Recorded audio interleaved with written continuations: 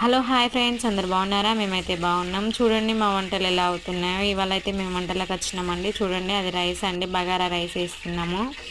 ఇక్కడ ఇది వచ్చేసి టిఫిన్ ఉప్మా వేస్తున్నాము. ఇందులో పల్లీలు, శనగపప్పు, మినపప్పు, కాజు, ఆవాలు, జీలకర్ర వేసి పోపు అయితే వేస్తున్నామండి.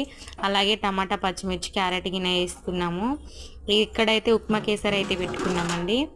ఇది వచ్చేసి రైస్ అవుతుందండి.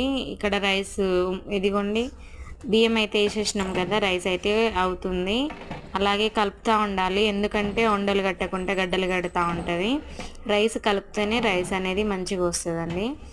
ఇదిగోండి, ఇలా కలుపుకున్నాను. ఇంకొకటి ఇప్పుడు నేను ఇదిగోండి, ఎందుకంటే మీరు చూడాలని ఇట్లా వేస్తున్నాను రైసు.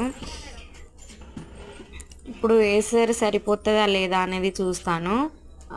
ఉడుకుతుందా లేదా ఇదే ఏసర్లో అనేసి. వచ్చేస్తుందండి ఇదే ఏసర్లో రైస్. అలాగే ఇప్పుడు ఏం చేస్తానంటే దమ్ముకి చేస్తాను. ఇంకా ఇదే ఏసర్లో వస్తుంది. కొంచెం ఏసరు ఉండగానే పెట్టేయాలి. ఇక్కడ ఉప్మాకి అయితే ఏసరు వచ్చింది. ఉప్మా పోసేస్తే మటన్ ఎక్కియచ్చు, ఈ పొయ్యి కాలవుతుంది. ఎందుకంటే ఉప్మా కట్టెల పొయ్యి మీద ఎందుకు వేస్తున్నానంటే, ఇప్పుడు గ్యాస్ కొంచెం పిరం ఉంది కదండి, రేటు బాగుంది కదా, గ్యాస్ కూడా ఇవ్వలేదు మాకు. ఇది కట్టెల మీద ఉప్మా అయితే 3 kg వేస్తున్నాను. ఉప్మా అయితే పోస్తున్నాము. ఉప్మా అయిపోయింది. ఇప్పుడు ఫైనల్గా కొంచెం నెయ్యి వేసుకుందాము మీద, బాగుంటుంది టేస్ట్ కోసం. ఉప్మా అయితే అయిపోయిందండి. ఇప్పుడు వచ్చేసి నేను మటన్ ఎక్కించుకుంటాను. మటన్కి అయితే ఉల్లిగడ్డ పోపు తీసుకున్నాను, పచ్చిమిర్చి, గరం మసాలాలు. ఇక్కడ నూనె అయితే పోసుకున్నాను 30 kg మటన్కి. ఇదిగోండి, ఉల్లిగడ్డ అయితే వేస్తున్నాను. ఇది బ్రౌన్ కలర్, మంచిగా గోల్డ్ కలర్ వచ్చేలాగా వేపుకోవాలి. మంచిగా డీప్ ఫ్రై అయ్యేదాకా ఉంచుకొని తర్వాత అల్లం పేస్ట్ కానీ, మనం పసుపు, కొంచెం ఉప్పు కొంచెం వేసుకొని అది కొంచెం సేపు గోలినాక మటన్ వేసుకుందాము.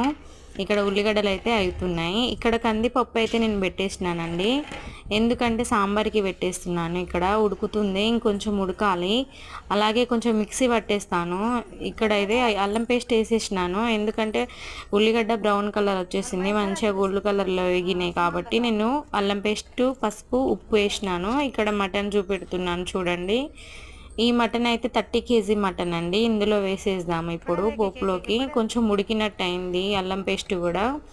కొంచెం మరలేసుకున్నాక ఇప్పుడు నేను ఇది వేసుకుంటున్నాను. వేసేసుకొని కలుపుకొని మూత అయితే పెట్టేద్దాము.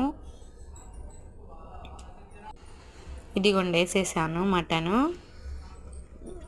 ఇక్కడ చూడండి, ఇదిగోండి, ఇలా కలుపుకొని మూత అయితే పెడుతున్నాను. ఇది రైస్ అండి, రైస్ ఉమ్మగిలింది. ఇప్పుడు నేను మరలేస్తున్నాను ఎందుకంటే పైన పలుకు పలుకు ఉంటుంది, ఎసరు కిందికి ఇంకిపోయి పైన పలుకు ఉంటుంది కాబట్టి ఇట్లా మరలేసుకుంటే రైస్ అనేది పలుకు రాకుండా మంచిగా వస్తుంది.